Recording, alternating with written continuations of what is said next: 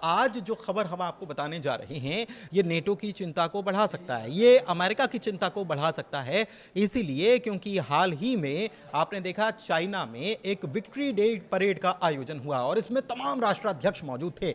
लेकिन सबकी नज़र किन पर थी?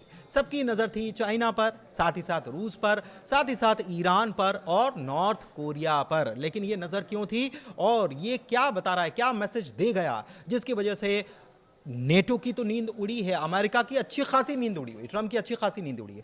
इसको समझते हैं। मेरे सहयोगी आनंद प्रजापति मेरे साथ मौजूद हैं। आनंद, क्या जानकारी है नेटो बनाम क्रिंक, क्या है कहानी? दरअसल क्या है कि सबको पता है कि रूस यूक्रेन युद्ध को 3.5 साल के ऊपर हो गए हैं।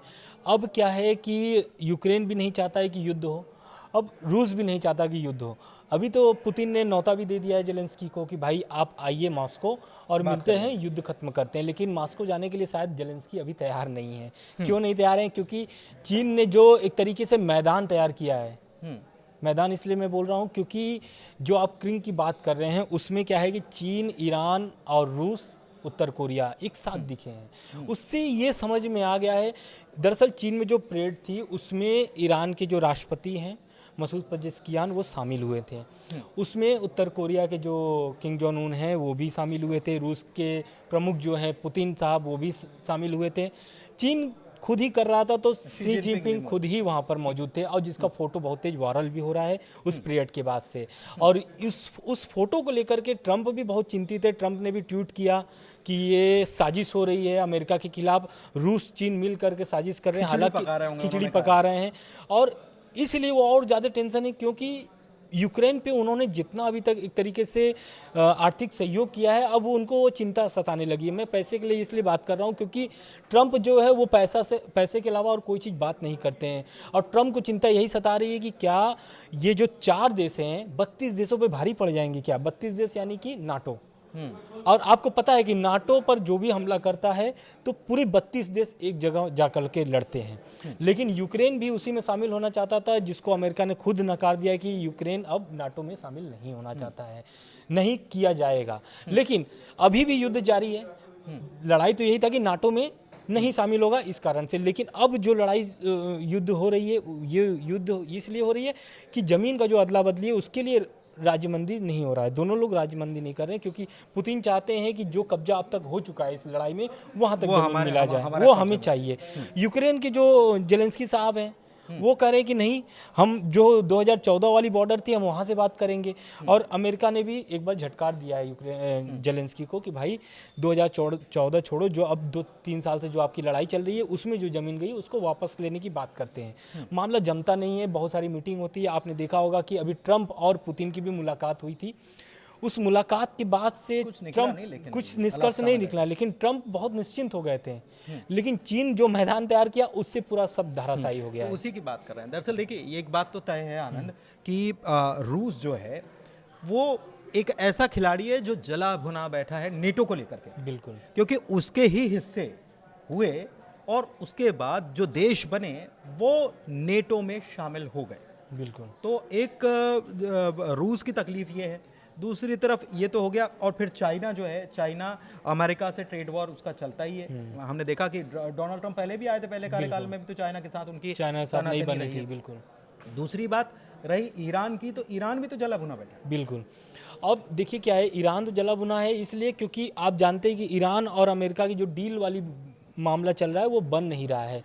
दूसरा क्या है कि उत्तर कोरिया का हम बात कर लेते हैं। उत्तर कोरिया का इसलिए क्योंकि रूस और यूक्रेन की जो युद्ध हो रहा है उसमें उत्तर कोरिया के करीब 650 सैनिक मारे गए हैं, जिसका वीडियो वायरल भी हो रहा है। अभी चीन आने से पहले किंग जोंग उन ने उन सभी जो वहाँ शहीद हुए थे उनको एक तरीके से सम्मानित किया गया है, परिवार को बुला करके। पहली बार ऐसा वीडियो सामने बिल्कुल पहली बार भावुक वीडियो था। और वहाँ पे उन शहीद के बच्चों से मिलते हैं किंग जोंग उन और गले मिलते हैं और बोलते हैं कि ये जो कुर्बानी दी गई है ये कुर्बानी जायज़ है, मतलब बेकार नहीं जाएगी।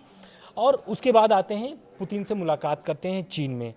तो ये तो आप समझ जाइए कि चीन और उत्तर कोरिया की जो दोस्ती है वो बहुत मजबूत हो चुकी है। रह गई बात चीन की, तो चीन भी अब झुकने वाला नहीं है और अमेरिका को लगातार फटकार लगा रहा है। चीन तो देखिए, चीन की तो आनंद, सबसे ज्यादा तेल अगर कोई रूस से खरीदता है तो चीन ही खरीद रहा है। ठीक बिल्कुल, है, सबसे पहले नंबर पर भारत तो दूसरे नंबर पर भारत आता है। दूसरे नंबर अच्छा, पर। दूसरी बात की ईरान के साथ भी चीन के संबंध अच्छे हैं, ईरान से भी तेल खरीदता है बिल्कुल। चीन।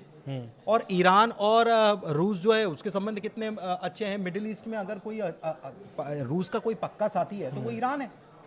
तो यही कारण है कि ये जो चार मुल्क जो हैं ये आपस में एक साथ आकर खड़े हो गए। और केवल यही मुल्क एक साथ आकर खड़े हुए हैं, ऐसा नहीं है कि नाटो के 32 देश बनाम ये 4 देश, नहीं, ऐसा नहीं है। इनके पीछे बहुत सारे ऐसे हैं जो सताए हुए हैं, जो नए खैर ख्वाह की तलाश में घूमते घूमते अब चीन पहुंच गए हैं और जिनको लगा कि अमेरिका जो है उस पर अब भरोसा नहीं किया जा सकता। तो नेटो की भी चिंता बढ़ गई और नेटो के देश भी अब समझा रहे हैं ट्रंप को कि बिल्कुल आपने गलत कर दिया ये। बिल्कुल। दरअसल क्या हुआ था, जब ट्रंप आए थे तो 100 दिन का टारगेट रखे थे कि 100 दिन में युद्ध को खत्म कर दिया जाएगा, लेकिन खत्म होता नहीं है और बल्कि जेलेंस्की से उनकी तनातनी हो जाती है, जिसमें वो बोल देते हैं कि हथियार वगैरह सब चीज़ जो सुविधाएं दे रहे थे वो वापस ले लेते हैं, कोई भी सहयोग नहीं पहुंचाते हैं। लेकिन क्या होता है कि जब ये मामला जब ब्रिटेन और फ्रांस के पास जाता है कि ऐसा ऐसा मामला चल रहा है, तो ब्रिटेन और जो फ्रांस है, एक तरीके से नाटो जो देश है, वो आ जाता है समर्थन में, बोलता है कि ठीक है हम समर्थन करेंगे। और अमेरिका जो है वो कहने लगता है कि भाई मेरा बहुत आर्थिक नुकसान हो गया है यूक्रेन की वजह से, तो इस कारण से मैं अब सहयोग नहीं दूंगा। मतलब नहीं तो यूक्रेन की $500 वजह बिलियन से, का। हाँ, बिल्कुल मतलब यूक्रेन की वजह से आप ये समझिए कि नेटो और अमेरिका में भी आपस में तनातनी। और हाल में तो फिनलैंड के राष्ट्रपति जो हैं उन्होंने समझाइश दे दी कि भारत के साथ बिगाड़ करके अच्छा आप कर नहीं रहे, ट्रंप को ये उन्होंने कह दिया। अमेरिका में भी इस बात को लेकर उनकी जो है ट्रंप को बार बार बोला जा रहा है कि आपने ये ठीक नहीं कर रहे, आप जो ये जिस तरीके से ट्रेड वॉर लगा दिया आपने, या जो आप सैंक्शंस की बात करते हैं, या आप टैक्स पे टैक्स लगाए जा रहे हैं, ये ठीक बात नहीं है। ये नुकसान करेगा, अमेरिका का नुकसान करेगा और साथ में नेटो को भी चिंता सताने लगी। तो क्या मैं आपसे ये समझना चाह रहा हूँ आखिर में, नेटो बनाम क्रिंक की जो हम बात कर रहे हैं, क्रिंक जैसा कोई संगठन सतह पर बहुत जल्दी आने वाला है, चीन ने क्या इसकी तैयारी कर ली है? बिल्कुल, चीन के साथ रूस ने भी तैयारी कर ली है। यही कारण था कि परेड के बाद भी जो एससीओ की बैठक थी चीन में, उस बैठक के बाद भी पुतिन वहाँ रुके रहे और परेड में शामिल हुए हैं। उत्तर कोरिया के किंग जॉन उन भी पहुंचे वहाँ पे, उनसे भी मुलाकात की, चाहते तो वो निकल जाते हैं एससीओ बैठक के बाद, लेकिन परेड में शामिल होना और एक तरीके से चीन ने जो अपनी एक तरीके से शक्ति प्रदर्शन जो किया है हथियारों का, उससे भी एक चीज़ दर्शाता है कि चीन जो है रूस के साथ कदम पे कदम मिला करके चल रहा है। तो नाटो बिल्कुल दूसरे देश जो हैं उनको भी अपने पाले में ले रहा है। बिल्कुल, और ये ऐसा भी अब खबरें चल रही हैं कि जो भारत है अब झुकाव किधर हो गया है, चीन, रूस और उत्तर कोरिया की तरफ हो गया है। ट्रंप परेशान है इसको लेकर। ट्रंप ने इसको कल ट्वीट, आपने देखा कि ट्रंप ने ट्वीट किया और बोला कि हम भारत को खो दिए हैं। बिल्कुल ठीक है, भारत को खो दिए हैं। उसके बाद फिर महान नेता फिर से ट्रंप बताने लगे मोदी को, और प्रधानमंत्री मोदी ने भी कहा है कि थैंक यू, हम अच्छी पार्टनरशिप निभा रहे हैं, निभाते रहेंगे। मतलब आप ये समझिए कि बड़े कूटनीतिक खेल चल रहे हैं भारत और अमेरिका के बीच में। लेकिन इस बीच नेटो बनाम क्रिंक जो है वो सतह पर उभरने लगा है, और इसमें कितने देश शामिल होंगे अभी तो नहीं पता, लेकिन ये समझ लीजिए कि एक नई ताकत पूरी दुनिया के सामने बहुत जल्द नजर आने वाली है।